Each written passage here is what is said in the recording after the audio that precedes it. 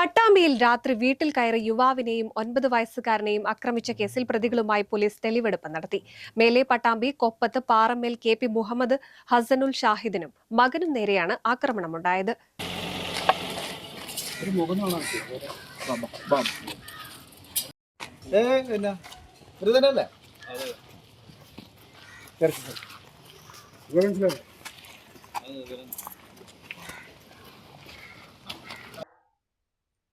മേലെ പട്ടാമ്പിയിൽ ഈ മാസം 17-നാണ് കേസിനാസ്പദമായ സംഭവം.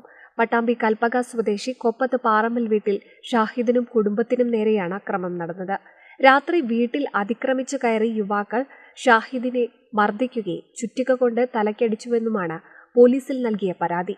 ഈ സമയം വീട്ടിലുണ്ടായിരുന്ന ഷാഹിദിന്റെ 9 വയസ്സുകാരനായ മകന് നേരെയും അക്രമം നടന്നു. തുടർന്ന് പട്ടാമ്പി പോലീസ് നടത്തിയ അന്വേഷണത്തിൽ പിടിയിലായ 4 പ്രതികളുമായി തെളിവെടുപ്പും നടന്നു.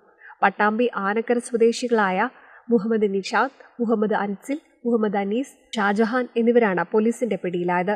അക്രമം നടത്തിയ ശേഷം പ്രതികൾ താർ ജീപ്പിൽ കടന്നു കളയുകയും തുടർന്ന് വണ്ടി നമ്പർ കേന്ദ്രീകരിച്ച് നടത്തിയ അന്വേഷണത്തിൽ പ്രതികളെ പാലിയക്കര ടോൾ പ്ലാസ പരിസരത്തു നിന്നും പോലീസ് പിടികൂടുകയുമായിരുന്നു.